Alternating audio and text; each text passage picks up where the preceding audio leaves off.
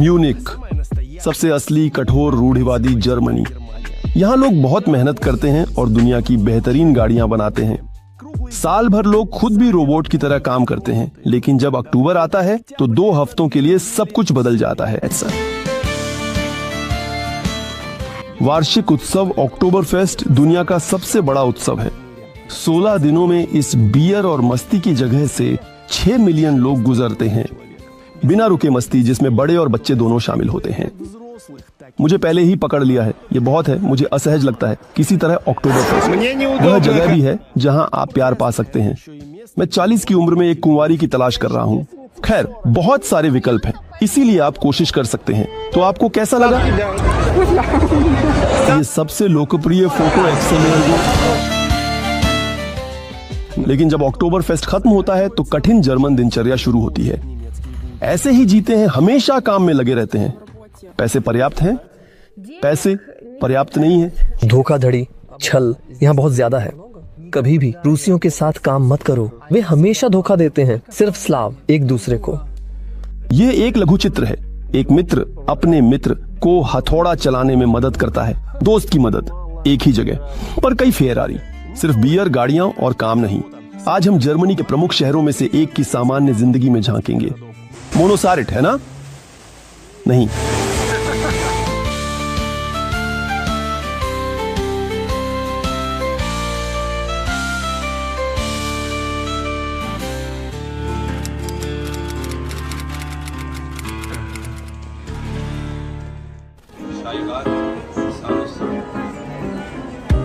ये म्यूनिक का केंद्र है और एक शानदार धूप वाला अक्टूबर का दिन। सर्दियों की उदासी से पहले जर्मन लोग आखिरी ठंडी होती धूप को लालच से पकड़ते हैं। त्योहार के चरम पर होने के बावजूद यहाँ शांति है और एक भी नशे में व्यक्ति नहीं है। लोग 4 यूरो प्रति गिलास में फल और चेस्टनट खाते हैं।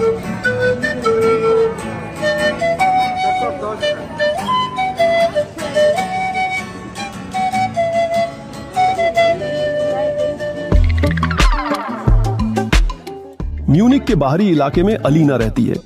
इस समय वह काम पर होती है, लेकिन आज नहीं। अक्टूबर फेस्ट पर चल रही हो, अभी तक होश में कि हम अभी शराब की विश्व राजधानी में हैं, ये याद दिलाता है मेट्रो में ये अजीब पोस्टर। बाकी सब जगह, यहाँ तक कि त्योहार के क्षेत्र में भी सब कुछ बहुत सभ्य है। सभी लोग इतने शांत, बुद्धिमान, प्यारे हैं और साफ सफाई इतनी कि एक भी सिगरेट का टुकड़ा नहीं। प्रवेश पर जांच होती है सबसे पहले, ताकि कोई अपनी बियर न ला सके, और निश्चित रूप से हथियारों के साथ भी अंदर नहीं जाने देंगे। भीड़ में घुसते ही मुझे समझ में आया कि मैं कहां आ गया हूं। मैं कल्पना भी नहीं कर सकता था कि ये इतना विशाल है। ये एक पूरा शहर है जिसमें बियर के पवेलियन, बार और झूले हैं, जो बच्चों के लिए मजा है और बड़ों के लिए असली चक्कर देने वाली उनका। कल्पना कीजिए, झूले, पवेलियन और कोई भी संरचनाएं। हर साल यहाँ सब कुछ फिर से बनाया जाता है। यहाँ का मैदान अब ऐसा दिखता है, गर्मियों में ये पूरी तरह से खाली था। जर्मन लोग सोच समझकर पीने की कोशिश करते हैं। लगभग सभी पारंपरिक पोशाक में होते हैं और घोड़ों पर बियर की बैरल ले जाते हैं। त्योहार एक बड़ी भीड़ है। बैठने के लिए आपको इन पवेलियनों में से एक चुनना होगा, जिन्हें तंबू भी कहा जाता है, और पहले से एक टेबल बुक करनी होगी। तंबू एक पूरे गांव की तरह है। आज हम यहाँ मस्ती कर रहे हैं। प्रवेश पर फिर से जांच होती है, बैग की, फिर से पैमाने चौंकाते हैं। एक ही तंबू में एक साथ 1000 लोग मस्ती करते हैं। शोर इतना है कि बड़ा ऑर्केस्ट्रा भी मुश्किल से सुनाई देता है। अक्टूबर फेस्ट एक पारिवारिक उत्सव है। माएं एक हाथ में बियर और दूसरे में बच्चों को पकड़े रहती हैं। जिनके पास बच्चे नहीं हैं, वे कोशिश कर रहे हैं इस समस्या का समाधान करने के लिए और दूल्हे ढूंढ रहे हैं। मुख्य रूप से अक्टूबर फेस्ट के आगंतुक का दिन मेज पर बीतता है और खाना, बियर और बाकी सब कुछ जैसे फूल वेटर लाते हैं। वाह, मुझे 10 तो सीधे नाक के नीचे दबा दिया। श्निट्ज़ेल, प्यूरी के साथ कुछ गड़बड़, मुर्गा। बियर की कीमत लगभग 15 यूरो प्रति लीटर है। खाने की प्लेटें भी लगभग इतनी ही होती हैं। लक्ष्य एक ही है। यह चाकू युद्ध के समय का लगता है। मुर्गी आपने ऐसी खाई है, ये सीधे टूट जाती है। इसे इस तरह से पकड़ना गलत है। क्या वह वास्तव में सुंदर है? मैंने सिर्फ आधा ही बियर पिया। ये इतना मजबूत है कि मुझे पहले ही थोड़ा पकड़ लिया। ये बहुत है। मुझे वास्तव में सचमुच पता था कि बैठकर पार्टी खत्म नहीं हो सकती। वह लड़का जल्दी ही नाचने चला गया। यहाँ और भी मजेदार और जोरदार हो ग्रोमच। इस लड़के ने भी सबसे पहले बेंच पर पैर रख दिए। आज हमारा नेता वही है। माहौल वास्तव में और भी मजेदार हो रहा है लगभग हर पल। गाना बहुत सुंदर गा रहे हैं। लगता है मैं यहाँ सबसे विनम्र हूँ, लेकिन अकेले नहीं बैठूंगा। चलो ऐसे ही करते हैं। सबसे लोकप्रिय फोटो, बिल्कुल सही।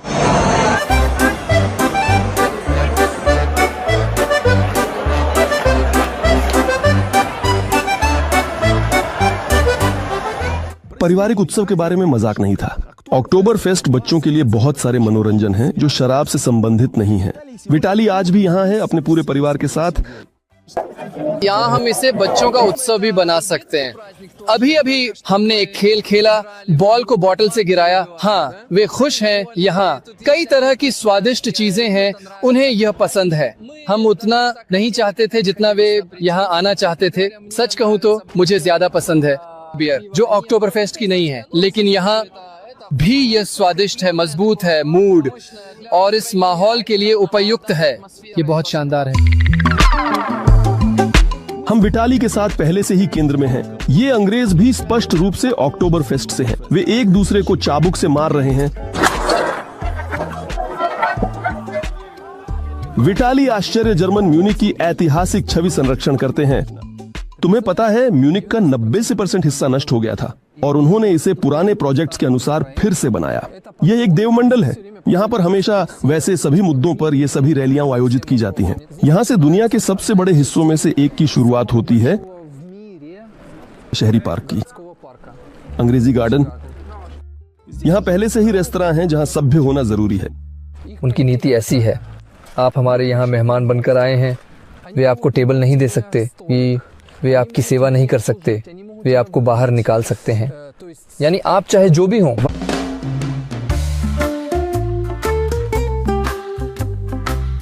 पार्क बहुत हरा भरा है, फव्वारे और नहरें, पानी की कोई कमी नहीं है। यह है सबसे शक्तिशाली नहर का दृश्य। इस पर एक कृत्रिम लहर बनाई गई है और अब यह सर्फिंग करने वालों की पसंदीदा जगह है। ठंडे पानी के बावजूद वाइब बिल्कुल बाली जैसा है। यहाँ तक कि बारिश में भी इस शो के दर्शक होते हैं और लहर पर सीधे शानदार खिलाड़ी होते हैं। खैर, लेकिन सारा पर नहीं। अपने घर से इस बिंदु तक विटालिक नियमित रूप से दौड़ता है। यह लगभग 15 किलोमीटर होता है। खुद जर्मन लोग सिर्फ BMW ही नहीं बल्कि साइकिल भी पसंद करते हैं। देखिए यहाँ कितनी सुंदरता स्थापित की गई है। वैसे कारण दुखद है। सफेद साइकिल पार्क की जाती है जहाँ साइकिल चालक की मृत्यु हो गई। पट्टिका इसे 2021 में टक्कर मारी गई थी। म्यूनिक में बियर न केवल नष्ट की जाती है बल्कि उत्पादित भी की जाती है। वैसे अभी हम गुजरने वाले हैं स्पार्टन बियर फैक्ट्रियां। देखो ये सब टैंकर खड़े हैं यहाँ। अगर हम खिड़की खोलें तो हॉप्स और माल्ट की गंध महसूस होगी। आकार और बाहरी रूप से म्यूनिक विटालिक को उसके अपने खार्किव की याद दिलाता है। लोगों के हिसाब से युद्ध पूर्व ये खार्किव जैसा लगता है और मुझे यहाँ अधिक आरामदायक लगता है, ऐसा कहें, जितना कि मुझे डसेल्डॉर्फ में लगता जहाँ मैं गया था। बहुत अधिक नशाखोरी है, बहुत अधिक गंदगी है। हालांकि ऐसा कहें खार्किव की तुलना में म्यूनिक गंदा है। शहर को 1 मिलियन की आबादी वाला गांव भी कहा जाता है। म्यूनिक के 35% निवासी ये केवल वे हैं जो यहाँ पैदा हुए हैं। 35% ये सभी पहले से ही बाहरी लोग हैं। और यहाँ वे स्थान हैं जिन्हें माइकल जैक्सन पसंद करते थे, जो इस गली के पास एक ही होटल में ठहरते थे। जैक्सन को म्यूनिक बहुत पसंद था और उन्हें यह स्थान पसंद था। यह शहर का सबसे केंद्र बिंदु है। इस देश का अन्वेषण करना वास्तव में बहुत दिलचस्प है। मैं पहली बार 2004 में जर्मनी गया था। ये निश्चित रूप से एक अलग जर्मनी था, बिल्कुल अलग। फिर मैं 2008-2009 में मैडोना के कॉन्सर्ट में गया था। तब मैं म्यूनिक में था और अन्य शहरों में भी घूमने गया। लेकिन किसी तरह मुझे पर्यटक बनना बहुत पसंद था। यहाँ प्रवासी या निवासी ही होने के बारे में मैं ये नहीं कह सकता कि मैं पूरी तरह से उत्साहित हूँ। खैर, जर्मनी निश्चित रूप से इतनी अंतर्राष्ट्रीय नहीं थी। अब आप जा सकते हैं, उदाहरण के लिए किसी भी, खैर हम बच्चों के साथ जाते हैं, खुले स्विमिंग पूल में 70% वे होंगे प्रवासी मुसलमान। वे निश्चित रूप से व्यवहार करते हैं बिल्कुल वैसे नहीं जैसे जर्मन व्यवहार करते हैं। वे जोर से संगीत सुनते हैं। असल में ये उनकी सांस्कृतिक विरासत थी जो जर्मनों के लिए समझ से बाहर है। मुझे लगता है कि उन वर्षों में जर्मन लोग अधिक दयालु थे, लेकिन फिर से यह इस वजह से है कि प्रवासियों की इतनी संख्या क्यों है। यहाँ ऐसा हुआ कि उन्हें सहना पड़ता है, अब इसे सहना पड़ता है। मैंने यहाँ कोई संकेत नहीं देखा। हाँ, यहाँ लिखा है कि ये वह व्यक्ति है जो कुछ पकड़े हुए है। ओह अच्छा, बहुत धन्यवाद। जर्मनी दुनिया के सभी गर्म स्थानों से बड़ी संख्या में शरणार्थियों को स्वीकार करता है। सिर्फ यूक्रेनियों की संख्या लगभग 1.5 मिलियन है। विटाली के अनुसार सभी जर्मन इस तरह की मेहमान नवाजी से खुश नहीं हैं। देखो, वो मुझे जाने नहीं देगा क्योंकि मेरी गाड़ी की नंबर प्लेट उसकी नहीं है। हाँ, हालांकि मैं पहले खड़ा था, देख रहे हो, और यहाँ भी ऐसा बहुत होता है। हालांकि मैं पहले खड़ा था, मैंने मोड़ दिखाया और ये हो रहा है। लोग हर जगह एक जैसे होते हैं, हर जगह शो अच्छे होते हैं, बुरे होते हैं, समर्थन करने वाले होते हैं और समर्थन न करने वाले होते हैं। मुझे वहां गाड़ी पर लिखा था बेवकूफ। किससे लिखा था? थोड़ा ठीक है, हैरानी की बात है, लेकिन वे पर्चियों पर लिखते हैं सावधानी से। हाँ, सावधानी से, क्योंकि अगर वे देखेंगे कि कोई नुकसान हुआ है तो यह दंडनीय है। विटालिया की गाड़ी यूक्रेनी नंबरों पर है। कैसा लगता है? बहुत ज्यादा, जैसे मुझे काटते हैं और कुछ बुरी बातें कहते हैं। खैर, ये इसलिए है क्योंकि सीधे तौर पर ये देखते हुए कि हाँ, सीधे यूक्रेनी कहते हैं वहाँ। तो यहाँ ये महत्वपूर्ण है कि न केवल बवेरियन न जर्मन बल्कि ये भी कि यूक्रेनी थे। हाँ, यूक्रेनी। हाँ, खैर कुछ सकारात्मक भी होता होगा। ईमानदारी से कहूँ तो मेरे मामले में अभी तक नहीं हुआ।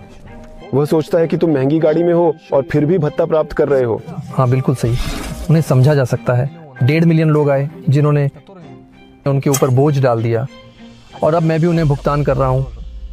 तुम वहाँ कर चुकाते हो? मैं कर चुकाता हूँ। हाँ, बहुत बड़ी संख्या में लोग हैं जो काम नहीं करना चाहते, वे काम नहीं करेंगे। वे यहाँ कभी भी एकीकृत नहीं होंगे। वे बस समय काट रहे हैं, वे बैठे रहते हैं, उन्हें पैसे मिलते हैं। ये स्पेन नहीं है जहाँ तुम्हें बस कहा गया आओ काम कर सकते हो, लेकिन तुम्हें हमसे कुछ नहीं मिलेगा। लेकिन यहाँ लोगों को वास्तव में भुगतान किया जाता है। मैं जर्मनी का आभारी हूँ कि उन्होंने अवसर दिया, लेकिन इस अवसर का सभी उपयोग नहीं करते। हाँ, यहाँ काम बहुत है, काम बहुत है और ये है। हाँ, ये सुपर नहीं है। इतना सामाजिक भुगतान क्यों करें जितना व्यक्ति काम पर कमा सकता है। यदि वे उदाहरण के लिए 30% कम भुगतान करते तो यह लोगों के लिए काम करने की प्रेरणा होती। प्रेरणा नहीं है। मैंने सामाजिक सेवाओं में लोगों की मदद की। वहाँ खड़े होते हैं, उदाहरण के लिए वहाँ सीरियाई या अफगानी होते हैं, उनके 7 बच्चे हैं और वह चिल्लाती है मैं काम नहीं करूंगी, आप मुझे काम की पेशकश न करें, मैं काम नहीं करूंगी। वह हर बच्चे के लिए जर्मनी में करदाताओं से पैसे प्राप्त करती है। खैर, निश्चित रूप से मैं जर्मनों को समझ सकता हूँ। एक पार्टी है AFD, ये वही पार्टी है जो प्रवासी आउसलैंडर और इसी तरह के खिलाफ है। वे अब बहुत तेजी से बढ़ रहे हैं। मैं सच कहूँ तो सच में मैं ऐसी आक्रामकता नहीं देखता जैसे जर्मनों की तरफ से। वे FD के लिए वोट कर सकते हैं। पहले से ही ऐसे क्षेत्र हैं जो पहले से ही बहुमत प्राप्त कर रहे हैं, लेकिन वास्तव में ये एक डरावनी चीज है। लेकिन दूसरी ओर अगर वे ऐसा करते हैं तो जो वे वादा करते हैं कि वे सभी को बाहर निकालना चाहते हैं, प्रवासी, गैर स्थानीय और इसी तरह न, तो फिर यहाँ कोई काम करने वाला नहीं होगा।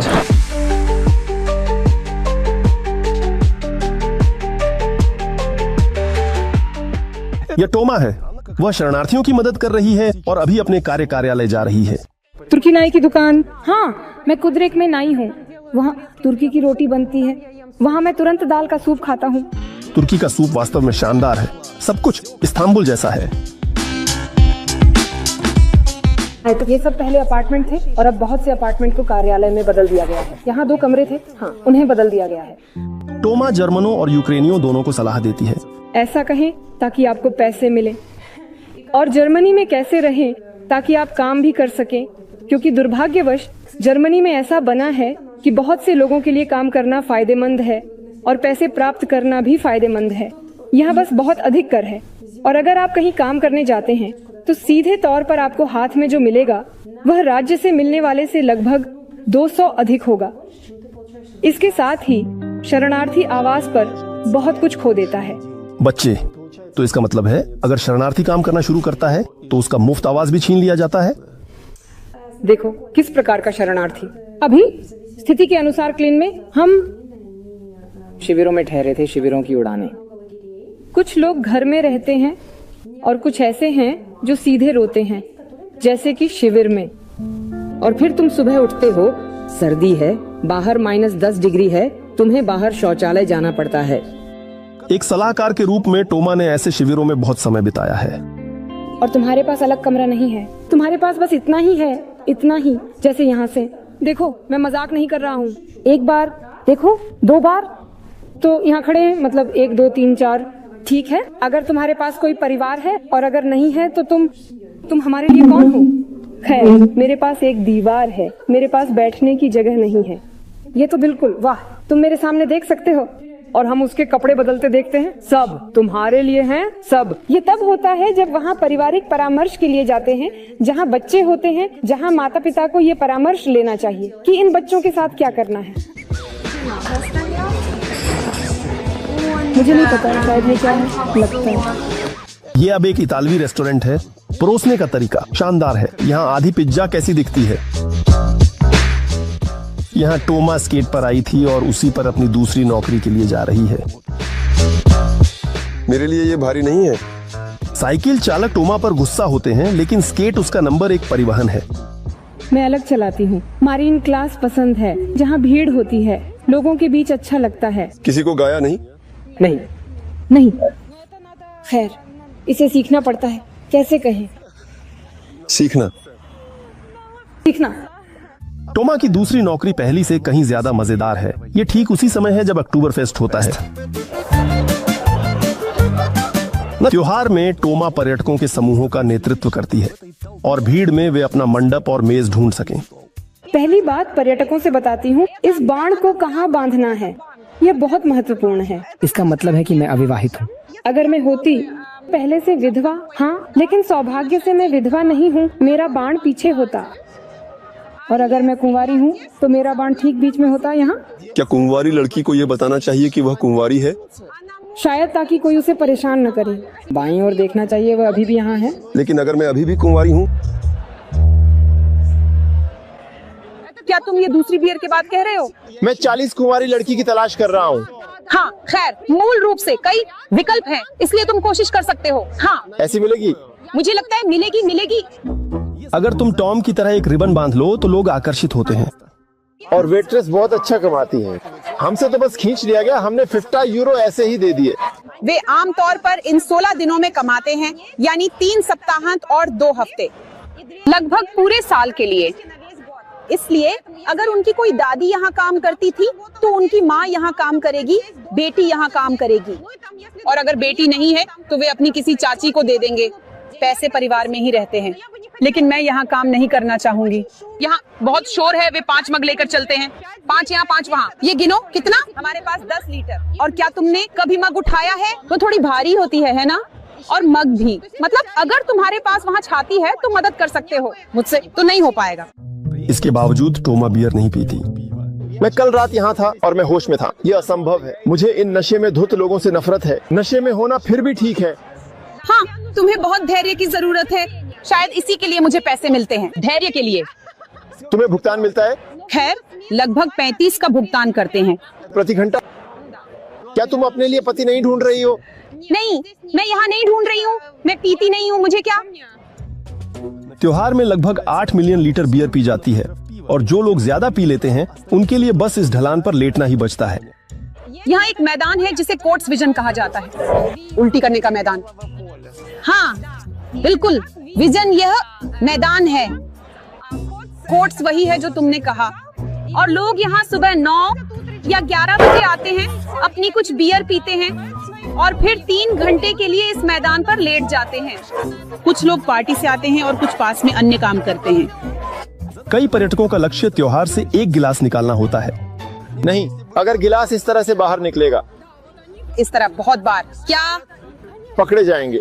इस तरह 10, 15, 11 बजे निकलता है, 1 घंटे 2, 3 बजे गिलास के साथ। टोमा यहाँ 6ठे साल से काम कर रहा है। कहते हैं यहाँ श्वार्ज़नेगर आया था। हाँ, लेकिन क्या तुमने उसे देखा? वह हर साल हमारे पास आता है। उसे मैनेस्टाल तंबू पसंद है, ये सबसे फैंसी है। पिछले साल जॉनी डेप आया था। अक्टूबर फेस्ट के लिए पोशाकें एक अलग व्यवसाय। इस समय शहर में हर कदम पर इनकी बिक्री होती है। शॉर्ट्स और साधारण शर्ट 250 यूरो। ये तो वास्तव में सचमुच कोई कीमत ही नहीं है।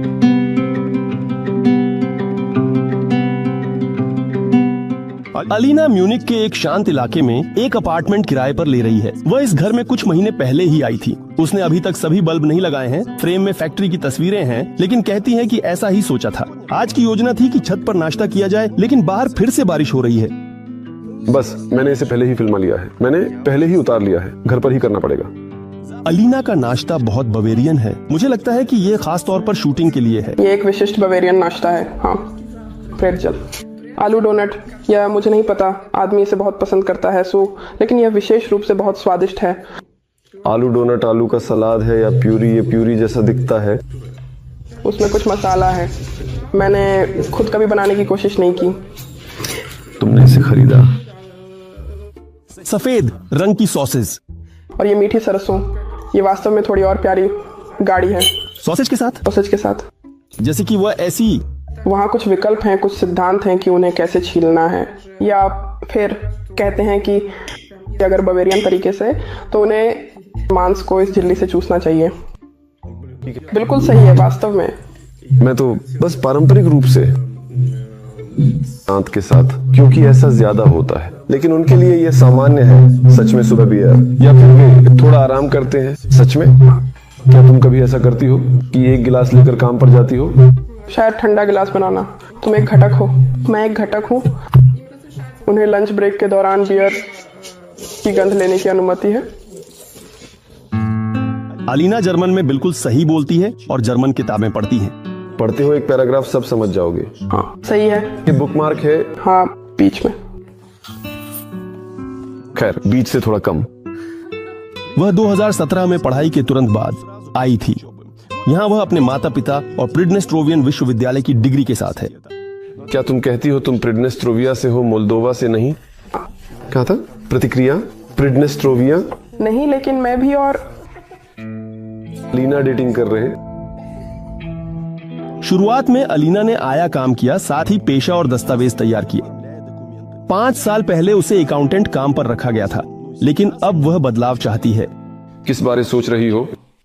मेरे लिए थोड़ा सा ग्रे, ताकि इतना तनाव ना हो, थोड़ा कम हो ताकि काम और जिम्मेदारी कम हो, लेकिन पैसे ज्यादा मिले।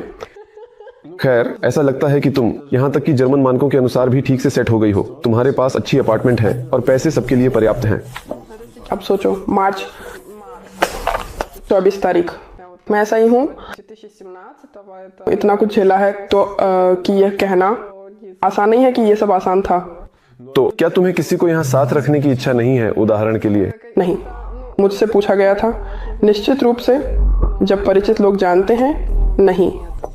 अभी अभी इससे बाहर निकली हूँ और मैं कुछ शांति चाहती हूँ। वेतन, कर घोषणाएं और रिपोर्ट और अन्य विवरण। अलीना ने कठिन रास्ता चुना। जर्मन नौकरशाही जैसा कि है यहाँ पर भी झूला। मुझे मुश्किल हुआ क्योंकि जर्मनों को भी कभी कभी इस पर बात करना मुश्किल होता है, इन कानूनों को समझना। तो और हमें तो और भी ज्यादा। हर कानून के साथ एक अपवाद होता है, जिसके और भी कुछ अपवाद होते हैं। वेतन कितना? यहाँ इस बारे में नहीं पूछा जाता, जैसे कि नहीं पूछना चाहिए। मुझे उल्टा बताया गया है कि डेट पे लड़का लड़की से पूछता है कि वह कितना कमाती है। शायद जर्मनी में नहीं, जर्मनी में। मुझे पर्याप्त है जब तक हमें इस अपार्टमेंट को किराए पे लेने के लिए पर्याप्त नहीं है। और खाली अपार्टमेंट की कीमत 1000 यूरो से कुछ ज्यादा है, खासकर सामुदायिक यात्रा और भोजन के साथ। लेकिन शायद 3 कमाते हो कहीं। हाँ, हमने ये पता लगाया। क्या तुम कुछ पर बचत कर रहे हो? नहीं, खैर, अगर इस तरह से संतुलित जीवन जिया जाए तो कह सकते हैं कि मैं बचत नहीं कर रहा। यह निश्चित रूप से इसमें ब्रांडेड चीजों की खरीदारी शामिल नहीं है, या यह और वह। यह ऐसा कहें तो फिर मैं बचत कर रहा हूँ। बहुत बातें हो गई और लिंक को काम करना चाहिए। ऐसे ही जी रहे हैं, हमेशा काम में लगे रहते हैं। ये मेरा इलाका है। अब हम पुल पार करने जा रहे हैं। ये इज़ार है, यहाँ बीवर चलते हैं। हम हमेशा बच्चों के साथ यहाँ बीवर पकड़ने की कोशिश करते हैं। पकड़ा नहीं? खैर, मैंने बहुत बड़ा, बहुत विशाल देखा था। विटालिया के इलाके में इस बहुमंजिला इमारत में एक और मंजिल जोड़ी जा रही है। तुम सोचो, लोग रहते थे और उन्हें बताया गया सब ठीक है, हमारे पास एक मंजिल होगी। हर दिन वह एक आदर्श फुटबॉल मैदान के पास से गुजरता है। अभी तक कभी नहीं देखा कि उस पर कोई खेल रहा हो। ये स्कूल का है, लेकिन यहाँ कभी कोई नहीं होता और वहाँ पहुँचना असंभव है। खैर, ये बहुत अच्छा है। मैं कीमतों के बारे में बात कर रहा हूँ। हाँ, वहाँ कहते हैं म्यूनिक सबसे महंगा है, आपको वहाँ से जाना चाहिए अगर आप बचत करना चाहते हैं। खैर, सब कुछ संतुलित है। म्यूनिक में सब कुछ संतुलित है। यूं उच्च कीमतें, उच्च वेतन और कमाई के अधिक अवसर हैं। इस क्षेत्र में आवास की लागत, उदाहरण के लिए, खैर पुराना, बहुत ही पुराना, यह लगभग 2500 प्रति वर्ग मीटर होगा, बहुत महंगा। और नया, यह कहीं 12.5 प्रति वर्ग मीटर है।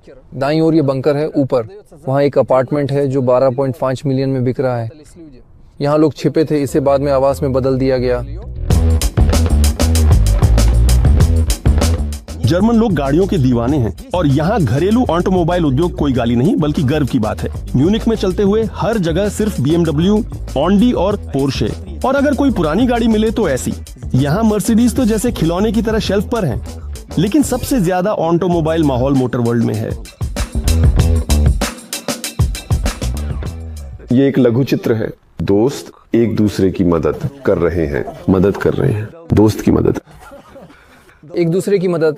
हाँ, दोस्ताना मदद। ये एक ऐसा खुला प्रदर्शनी केंद्र है जिसमें रेस्तरां और असंख्य महंगी गाड़ियां हैं, जैसे कह सकते हैं एक ही जगह पर काफी सारी फेरारी। ये एक ट्रेन मरम्मत कारखाना था, फिर इसे एक जर्मन ने खरीद लिया और इसे व्यावसायिक गतिविधि में बदल दिया। हम इस जगह के पास रहते हैं, ये बहुत शानदार है और हम बच्चों के साथ यहाँ आते हैं गाड़ियाँ वो देखने, खाने और अपने लिए कुछ नया देखने। बुगाटी, मसेराती और असली रेसिंग कारें जैसे फर्श पर, वैसे ही छत पर भी। बैट मोबाइल, ये इतना चमकता है कि समझ में नहीं आता कि गाड़ी कहाँ है। ये मोटरसाइकिल भी शायद बैटमैन ने ही पार्क की है। यानी कि यह सब कुछ नहीं है। यहाँ गाड़ियाँ 4 मंजिलों पर हैं और उन्हें किसी तरह से घुमाते हैं, बारी बारी से दिखाते हैं। ये रोल्स रॉयस है, एकल टुकड़ा। हाँ, इन्होंने इसे कैसे यार मोड़ा। ये गाड़ी 108,000 यूरो की है। क्या ये सच में बिकती है? हाँ ददे, हाँ। उदाहरण के लिए इस गाड़ी के मालिक ने इसे यहाँ लाया और बिक्री के लिए रखा और ये यहाँ खड़ी है, वो यहाँ किराया देता है। सिर्फ इस तरह के कुछ विशेष नमूने नहीं बिकते। हाल ही में विटालिक यहाँ अपने पुराने दोस्त के साथ बस घूमने आया था और यहाँ एक लड़का फेरारी से कहता है, आप देख रहे हैं, अंदर आइए, सच में देखिए। हम अंदर गए, इन फेरारी को देखा, उसने हमें यहाँ वहाँ बिठाया और फिर हम आगे बढ़े और यहाँ BMW थी और एक आदमी हमें मिला और कहता है, आप फेरारी में गए लेकिन BMW भी देखिए।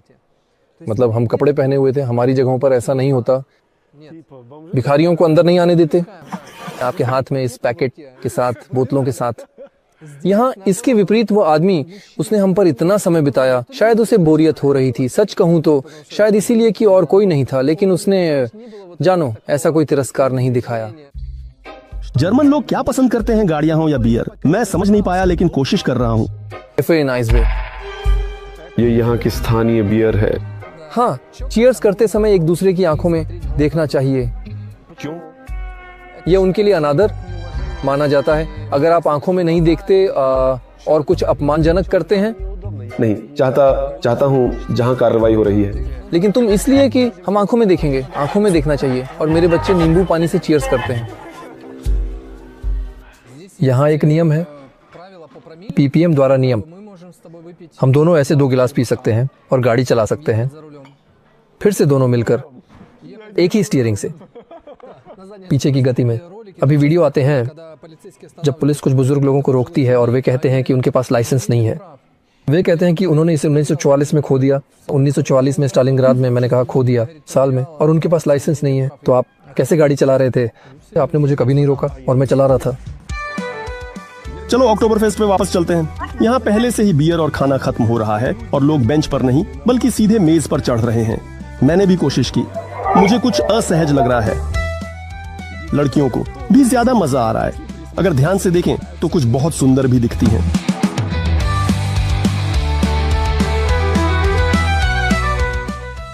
यहाँ मैं बहुत हैरान हुआ, लेकिन पता चला कि यह कुछ ऐसा नहीं है जिसे सूंघना मना है। यह पुदीना है और इसे सूंघना ठीक है। कहते हैं कि यह ताजगी देता है, लेकिन मैंने बस इसका स्वाद चखा। वास्तव में पुदीना है। वैसे भी इस व्यक्ति को इससे कोई फायदा नहीं हुआ, ताजगी नहीं मिली और उसे सुरक्षा बाहर ले जा रही है।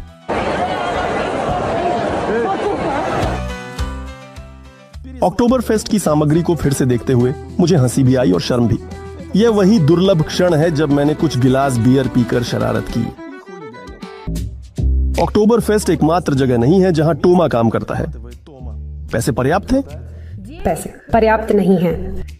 रहने के लिए बहुत खर्च होता है और कई लोगों को अतिरिक्त काम करना पड़ता है। जर्मनी में इसे मिनी जॉब कहा जाता है। मुख्य काम पर सभी लोग 32 घंटे से अधिक काम करने की कोशिश नहीं करते। अगर आप फुल टाइम काम करते हैं तो आपसे बहुत अधिक कर लिया जाता है, इसलिए बेहतर है कि सभी काम करें, बस 32 घंटे। जर्मनी में मिनी जॉब रखना अनुमत है और मेरे पास करीब 5 हैं। कौन कौन से? अच्छी कहानी तो पहला ये है एक शैक्षणिक स्कूल अब्रकदबरा जो रूसी भाषा में है। ये म्यूनिख में है। वहां मैंने इस साल बच्चों के लिए इंटरेक्टिव लेक्चर पढ़ाना शुरू किया। आगे टॉम के पास अक्टूबर फेस्ट, म्यूनिख के दौरे, मॉडलिंग एजेंसी, प्रदर्शनी का आयोजन और सबसे अजीब बात घर के स्थान के संगठन में मदद है। टॉम किसी के घर जाता है और उसकी सभी बदसूरत चीजें फेंक देता है। हमारे लिए ऐसी सेवा की कल्पना करना मुश्किल है, लेकिन यहाँ ये कितनी बार ऑर्डर की जाती है? यहाँ वास्तव में एक अच्छा सवाल है, क्योंकि जर्मन मानसिकता से थोड़े बंद होते हैं।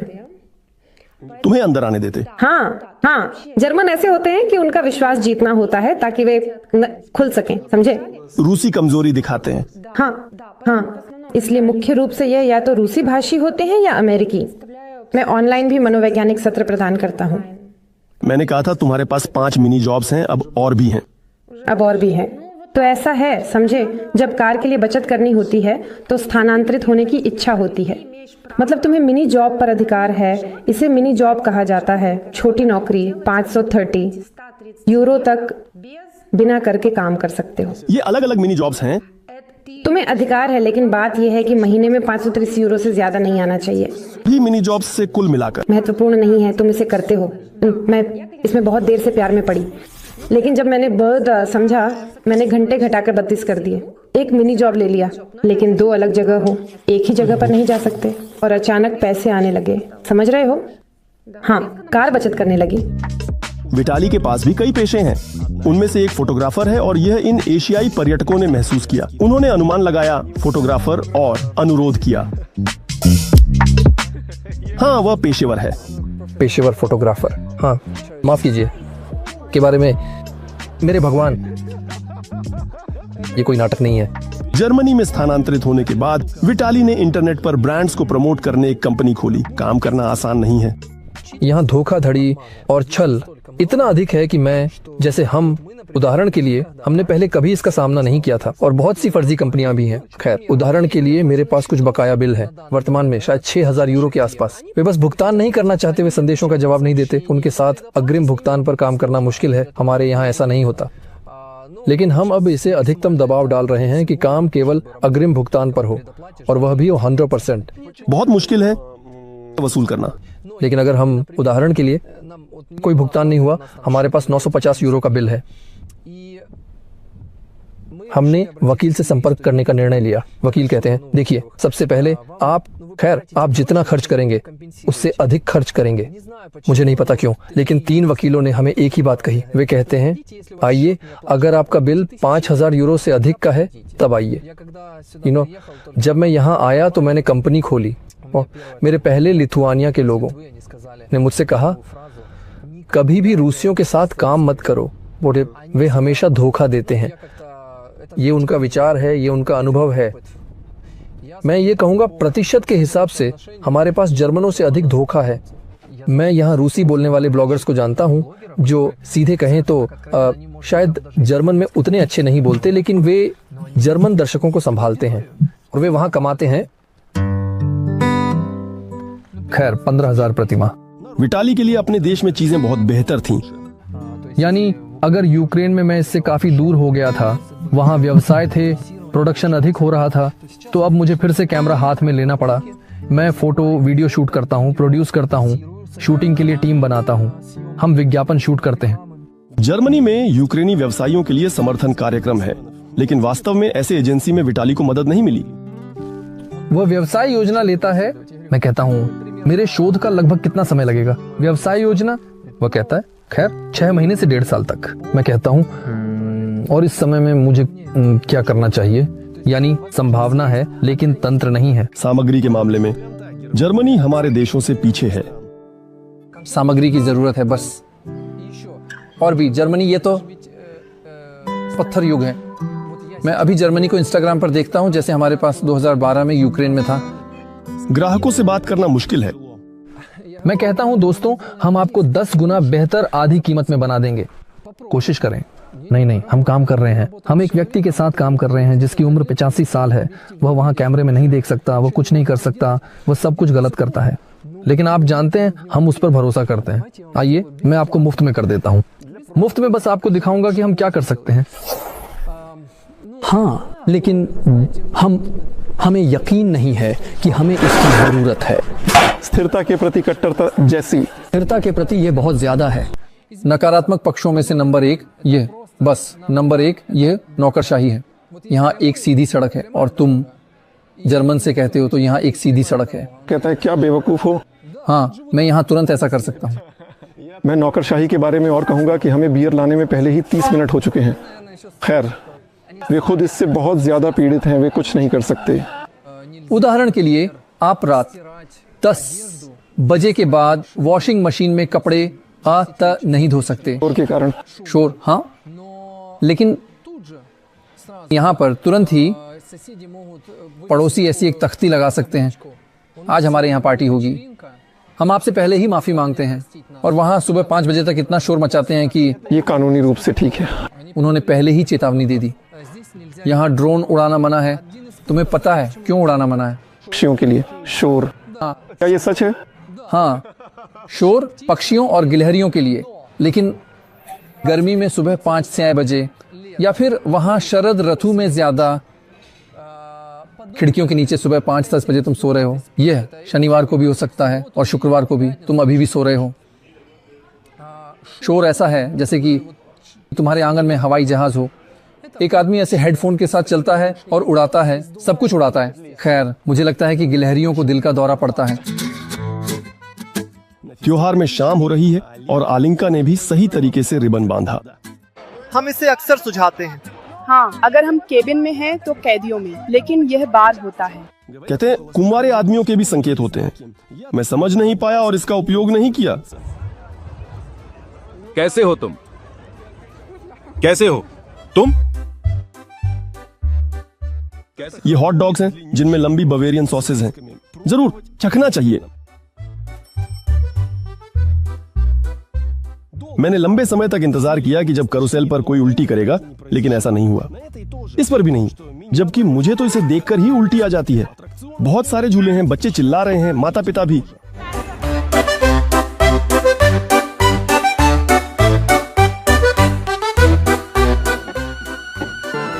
जब त्योहार के बाहर टो ट्रकों की जाम लगी है, लोग जहां तहां सो रहे हैं और ये आदमी बियर के कूपन भी मांग रहा है। उन अक्टूबर फेस्ट से घर टॉम तब लौटता है जब अंधेरा हो जाता है। आप कैसे पढ़ते हैं? हमें सिखाने के लिए। मुझे थोड़ा मिला, मैंने अक्टूबर फेस्ट के लिए खुद के लिए ब्लाउज लिखे। आज स्केट आराम कर रहा था। टॉम उस पर सलाह देने के लिए जाता है। मैं अपनी फैंसी नौकरी पर स्केटबोर्ड से जाती हूँ। आश्चर्यचकित होते हैं, मुझे एक वयस्क महिला की तरह दिखना चाहिए। वयस्क लोगों को गंभीरता से सलाह देना। मैं स्केट पर आती हूँ, नमस्ते। उसने उसे नीचे रख दिया और समझाने लगी कि क्या चाहिए। कैसे बच्चों? कैसे उन्हें जीना चाहिए। अलग अपार्टमेंट किराए पर लेना कम से कम 1000 यूरो है। कमरा किराए पर लेता है। ये मेरी कमरा है, मैं एक लड़की के साथ रहती हूँ। मैं उससे वास्तव में डांस में मिली थी। मैं हील्स पर डांस करने जाती थी और वह भी वहीं थी। हम उससे मिले, वह सीधे मोल्दोवा से है। यहाँ रसोई है, हमारी पुरानी है लेकिन अच्छी है। नहीं, वास्तव में अपार्टमेंट शानदार है उन पैसों को देखते हुए जो हम देते हैं, और हम लगभग 600 यूरो देते हैं। म्यूनिक में 2 कमरे के अपार्टमेंट के लिए 1200 यूरो। ये मिलना असंभव है। ये कीमतें 8 साल पहले थीं, इसलिए मैं बहुत खुश हूँ और मैं वैसे शहर के बाहर कहीं और जाना चाहती हूँ। जब मेरे पास कार होगी तो मैं शहर के बाहर जा सकूंगी ताकि मैं घास पर या अपने बगीचे में जा सकूं। इसके लिए मुझे सभी मेट्रो से थोड़ी दूर जाना होगा। वहां फिर से सस्ता है, यानी जो कुछ भी मेट्रो लाइन और ट्रेन लाइन पर नहीं है, सब कुछ कीमत में बहुत बेहतर है। टोमा ने घर के लिए बचत शुरू नहीं की है, उसने इसे कल्पना करना शुरू कर दिया है। उसने अपनी सभी इच्छाओं को प्रिंट किया और एक बोर्ड पर इकट्ठा किया। ये रही कार, ये रही। देखो, मैं पहले से ही ऐसे कपड़े पहने हूँ, लेकिन कार अभी तक नहीं है। यहाँ क्या है तुम्हारे पास? हाँ, मैं शादी करना चाहती हूँ। तुम कल्पना कर रहे हो? वैसे मैं सब लोग साथ मिलकर यात्रा करना चाहता हूँ। वैसे यह सब पहले ही सच हो चुका है। वास्तव में मेरी कई इच्छाएं पूरी हो चुकी हैं। यहाँ मैं भी कैनरी द्वीप पर थी, ये भी द्वीपों पर सच हो गया, मैं गई थी। यहाँ हम अपनी सभी बेहतरीन क्षमताओं को विकसित कर रहे हैं। वैसे यह भी पहले से ही प्रक्रिया में है। मैं पहाड़ों में अभ्यास कर रही हूँ। इसे रूसी में जरा क्या कहते हैं? Rock climbing. Rock climbing. मैं वास्तव में थाईलैंड में थी और मैंने कई तरह के अभ्यास किए। मैं अब ध्यान कर रही हूँ, विभिन्न महिला अभ्यास कर रही हूँ। यह शानदार है। बाकी सब कुछ लगभग पूरा हो चुका है। अब बस कार, घर और इस काम पर ध्यान केंद्रित करना है। तो बताओ तुम कहाँ हो? देखो, तुम लोग कैसे यात्रा करोगे भाई? हाँ, चलो, क्या मैं विज्ञापन कर सकती हूँ? हाँ, मैं देख रही हूँ। इसका मतलब है कि मैं तैयार हूँ। मैं तैयार हूँ। अपना CV भेजो। मुझे कहा जाता है। हाँ, मैं कर सकती हूँ। चलो चलो, लगता है कि यह बुरा नहीं है। और अगर ये व्यक्ति किसी देश से है, और किसके पास? जिसके पास जर्मनी के साथ वीजा मुक्त नहीं है, क्या तुम अपने पति की दस्तावेजों में मदद कर सकती हो? क्या मैं अपने पति की दस्तावेजों में मदद कर सकती हूँ? तो मेरे पास जर्मन नागरिकता है, सिर्फ अगर वह मुझसे शादी करना चाहे। 5 साल शायद। उसे परिवार पुनर्मिलन के लिए आवेदन करने का अधिकार है, लेकिन यह नहीं, मैं इस तरह से खुद का प्रचार नहीं करना चाहती। चुंबन लेना चाहिए। ऐसे प्रचार के लिए डाक से आई हुई ब्लाउज को खोलने का समय आ गया है। ऐसी ही एक शर्ट होनी चाहिए। आप इसे नीचे पहने। ये एक पारंपरिक पोशाक है। ओह, वह कितनी समझदार है। तुम कितनी प्यारी हो। जैसे मेरे पास स्तन हैं। तुम जर्मन से शादी नहीं करना चाहते? क्यों जर्मन से? नहीं, हम जर्मनी में हैं। जर्मनों में दिलचस्पी है। वे अलग अलग होते हैं, कुछ बहुत अजीब होते हैं। जब आप कह सकते हैं कि जैसे हाँ जर्मन, उससे क्या उम्मीद करें। लेकिन कुछ और भी हैं जो समझदार लड़के हैं। क्या है इस स्टीरियोटाइप में? स्टीरियोटाइपिक, बिल्कुल, जो पहले डेट पे भुगतान करता है। सभी 50-50 का प्रस्ताव देते हैं। नहीं, सभी नहीं। कुछ जैसे डरते भी हैं। कुछ ऐसे पूछते हैं, क्या तुम्हें बुरा लगेगा अगर मैं तुम्हें ट्रीट करूं? मैंने सीखा है इसका जवाब कैसे देना है। मैं ऐसी हूँ। वास्तव में मैं अपने लिए खुद भुगतान कर सकती हूँ, लेकिन अगर कोई मुझे ट्रीट करता है तो मैं निश्चित रूप से मना नहीं करूंगी, क्योंकि वे अपनी जर्मन महिलाओं से कहने के लिए सुनने के आदी हैं कि तुम मुझे इस तरह, जैसे कि मैं खुद सक्षम हूँ। क्या जर्मन महिलाओं को वास्तव में ये पसंद है? शायद, मुझे नहीं पता, लेकिन जर्मन महिलाओं के साथ जान पहचान वाली या सहकर्मियों में से मैंने किसी से नहीं सुना कि यह उन्हें बुरा लगता है। विटाली ने विभिन्न जर्मनों से मुलाकात की और वे वास्तव में अक्सर अजीब लगते हैं। बारिश में शॉर्ट्स पहनकर घूमना बिल्कुल सामान्य बात है। अक्सर बारिश में साइकिल पर सवार होकर महंगे रेस्तरां तक जाते हैं। इस रेस्तरां के प्रवेश द्वार के सामने यह साइकिल खड़ी है, सामने सूटकेस के साथ। ये लड़की इन ऊंची एड़ी के जूतों में पूरी तरह से सफेद कपड़ों में ऐसे ही पैर को ऊपर उठाकर सूटकेस में चढ़ जाती है, कुत्ते को अपने साथ ले जाती है। ये भी बहुत मजेदार लग रहा था। उसने कुत्ते को लिया और उसका लड़का उसे ले गया कहीं, शायद घर। उनके लिए यह कोई बलिदान नहीं है, उनके लिए यह मजेदार है। ये एक शीर्ष रेस्तरां है। ये देखना बहुत अच्छा था कि उनके पास ये नहीं है। ये चीज, खैर, कुछ सीमाएं वो कि अगर आप रेस्तरां जा रहे हैं तो आपको कार में जाना चाहिए। उन्हें कोई फर्क नहीं पड़ता कि लोग उनके बारे में क्या सोचेंगे। बिल्कुल कोई फर्क नहीं पड़ता। वे महंगी कारों में खराब कपड़े पहने हो सकते हैं। यह विरोधाभासों का देश है। कोई, मैंने तो ये भी सुना है, कहता है ये द्विध्रुवीय देश है। देखो, एक तरफ हमारे बिल्कुल पास ही अद्भुत कृतियां हैं जो लोगों के हाथों से बनाई गई हैं, औद्योगिक शक्ति के शिखर पर और मानव बुद्धिमत्ता की। BMW, मर्सिडीज सबसे बेहतरीन। दूसरी तरफ वे विजिटिंग कार्ड बांटते हैं, शौचालय ठीक नहीं कर सकते और पिज्जा लाने में 6 घंटे लगाते हैं। ये एक महान देश है, उपलब्धियों, लोगों और इतिहास के साथ। बस अवसाद में है। मैं सोचा मुझे अवसाद है, मैं जर्मनी में रहता। पूर्व युद्ध खार्किव से विटाली आश्चर्यचकित हैं कि सड़कें साफ इतनी सुस्त क्यों हैं। एक व्यक्ति प्लास्टिक की बाल्टी लेकर चलता है और वह 1 मिनट तक सिगरेट के टुकड़े को पकड़ने की कोशिश करता है। यहाँ हर कोई सिगरेट के टुकड़े फेंकता है, बस ऐसे ही, ये बस ऐसे ही है, गाड़ी से फेंकते हैं। यानी ये हमारे लिए अजीब है। लगभग 20 साल पहले देश अलग दिखता था। साफ थी, बहुत साफ। मुझे याद है जब मैं आया था तो मैं हैरान रह गया था कि तब यूक्रेन में इतनी सफाई नहीं थी, न ही ऐसी पम्पते व्यवस्था थी। अब यहाँ तक कि म्यूनिख, जिसे सबसे साफ शहर माना जाता है, वह भी कभी कभी कुछ जगहों पर बहुत गंदा होता है। जर्मनी 100 साल पहले भी अलग दिखता था। यही म्यूनिख में हिटलर ने पहली बार राज्य तख्ता पलट करने और सत्ता पर कब्जा करने की कोशिश की थी। यहीं पर यह बियर हॉल था जब हिटलर ने कहा कि वे सत्ता पर कब्जा करने जा रहे हैं, और यहीं पर उन सभी को गोली मार दी गई थी।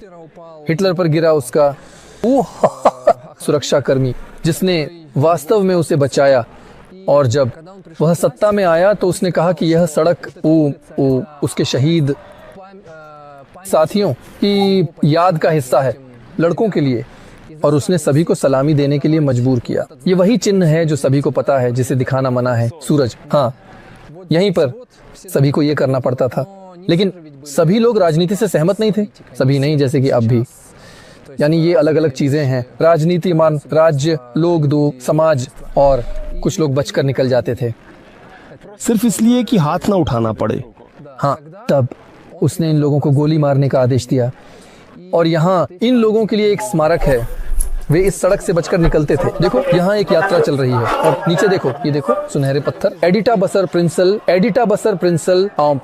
यहाँ चलो, इन पर चलते हैं। अगर मैं खुद से कहूँ तो मैं कहूंगी कि मैं विश्वास करती हूँ। जैसा कि तुम देख सकते हो, ये नाली में जा रहा है, देख रहे हो। हम कहना चाहते हैं। अक्टूबर फेस्ट में रात है, लेकिन लोग और भी ज्यादा हैं। बियर और खाने के लिए कतारें लगी हुई हैं। बार में भीड़ है, केवल कैंडी स्टॉल पर अब कोई नहीं है। आगंतुकों को बहुत मजा आ रहा है, लेकिन सभी को नहीं। इस नीले बॉक्स में एक पूरी एम्बुलेंस टीम एक व्यक्ति को निकाल रही है। उम्मीद है कि वह अभी भी जीवित है। यहाँ एक आदमी ने भी स्पष्ट रूप से ज्यादा पी लिया और अपनी छुट्टी खराब कर ली। और यहाँ एक आक्रामक आदमी है, वह किसी से मार खाने ही वाला है। कचरे के पहाड़ों में निश्चित रूप से बहुत सारे स्वादिष्ट चीजें छिपी हुई हैं, और यह युवा माँ उन्हें खोजने के लिए तैयार है।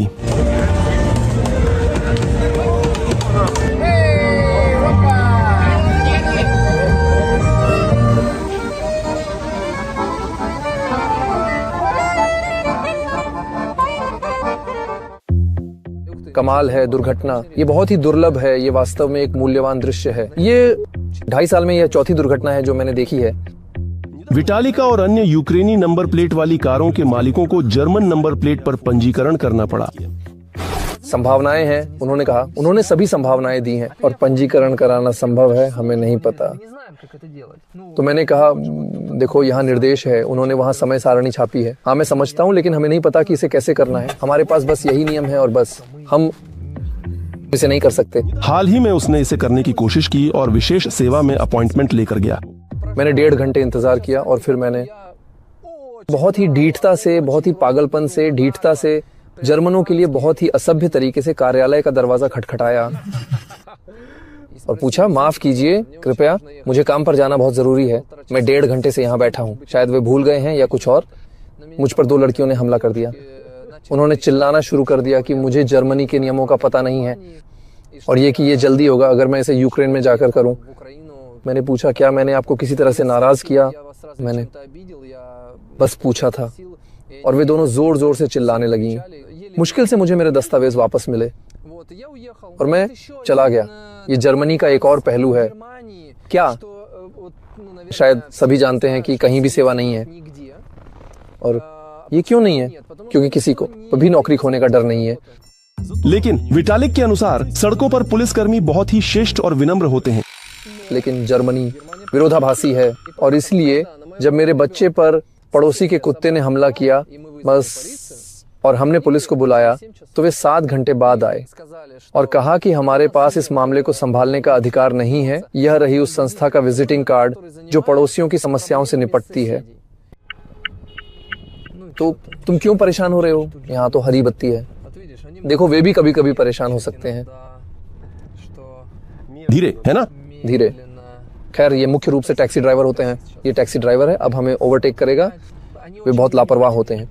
ऐसा लगता है कि जर्मन लोग इतने सावधान होते हैं, सब कुछ सटीक। सब कुछ अब वैसा नहीं है। ये नहीं है, ये वो जर्मनी नहीं है जो पहले थी। और वे यहाँ गाड़ी चलाते हैं बहुत आराम से, न तो गाड़ियों पर और न ही साइकिलों पर इधर उधर देखते हैं, और इसलिए उन्हें कहीं गलती से टकरा सकते हैं। विटालिका को पेट्रोल की गुणवत्ता से आश्चर्य होता है। जर्मनी आने पर ईंधन की खपत काफी कम हो गई। ये कुल खपत है। हम अभी तुम्हारे साथ जा रहे हैं, ये 6.9 है। हम शहर में जा रहे हैं, यानी अगर हम शहर में नहीं जा रहे होते तो ये भीड़ भाड़ नहीं होती, ये और भी कम होती। 11.2 मेरे पास था। ये बहुत अजीब है। और सड़कें, मैं वास्तव में नहीं जानता निश्चित रूप से कि अब गड्ढे क्या हैं। सड़कें, वे उन्हें बस हर समय मरम्मत करते रहते हैं। खैर, सड़कें अच्छी हैं। अच्छी?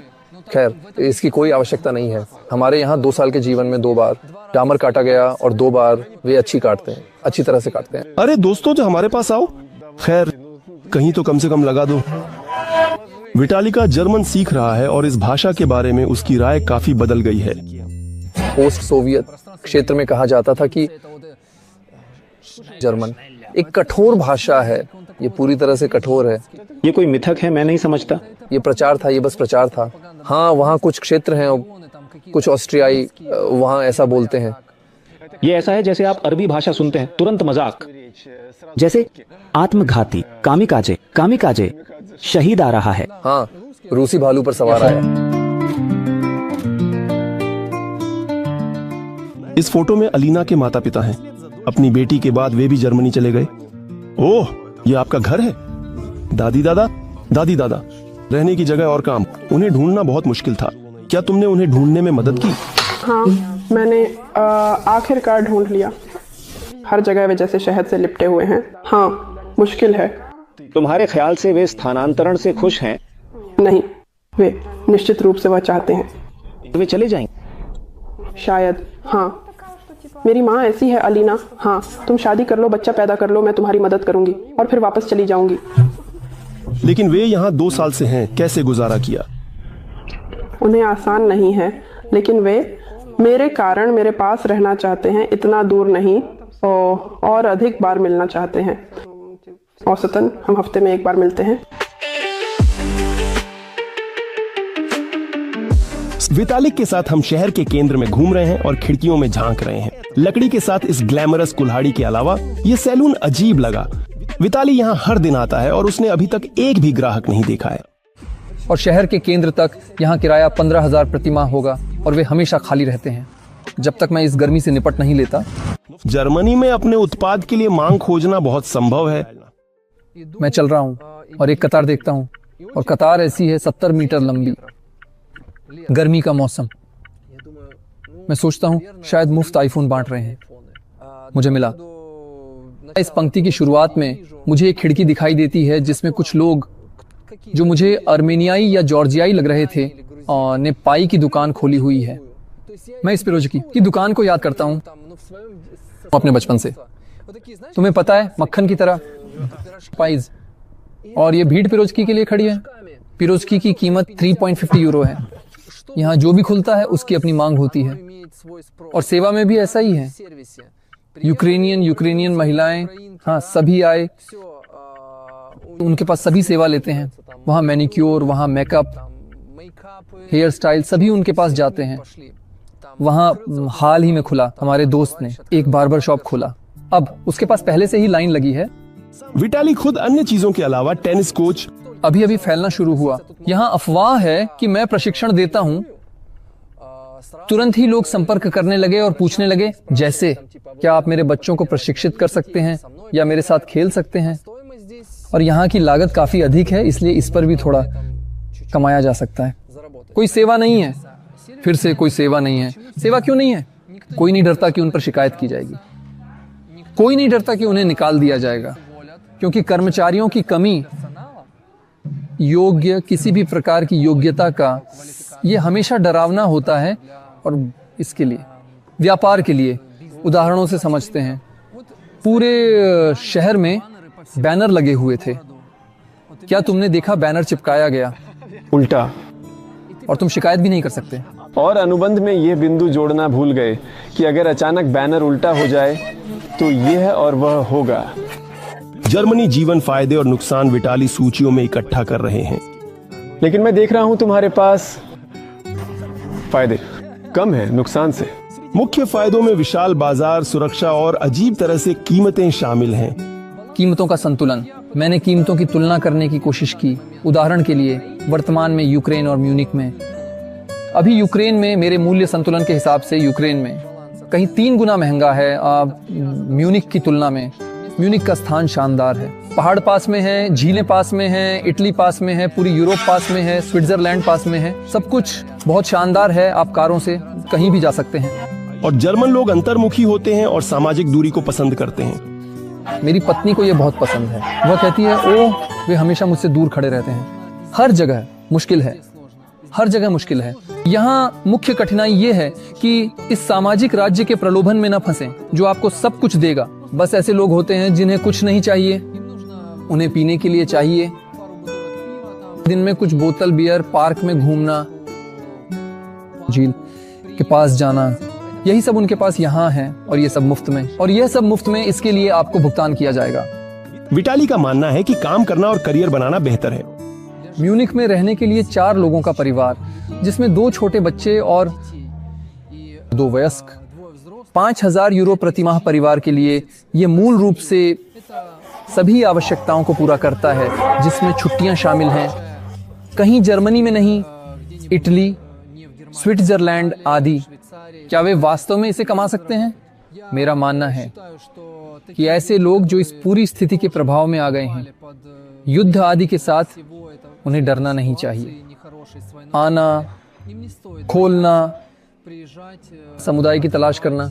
जैसे उदाहरण के लिए मैं परसों था एक बिजनेस क्लब में, जहां मेरी मुलाकात शानदार लोगों से हुई। रूसी बोलने वाले और यूक्रेनी बोलने वाले सभी लोग जो व्यवसाय में लगे हुए हैं, जो एक दूसरे की मदद करते हैं, जो एक दूसरे का समर्थन करते हैं। और ये सब संभव है। ये देखना बहुत दुखद है कि कैसे समुदाय हैं जैसे कि एशियाई, वे हमेशा साथ रहते कमाल हैं। अरब, अर्मेनियाई और केवल स्लाविक एक दूसरे के। ऐसा क्यों है? क्यों? जर्मनी कितनी तेजी से बदल रहा है। दुनिया के सबसे युद्ध प्रिय देश से लेकर ऐसा लगता है सबसे मेहमान नवाज, सबसे जातीय रूप से शुद्ध से लेकर बहुत रंगीन और बहुसांस्कृतिक। यह जर्मनी के लिए अच्छा है या बुरा, ये खुद जर्मन तय करेंगे, चाहे वे किसी भी नस्ल के हों।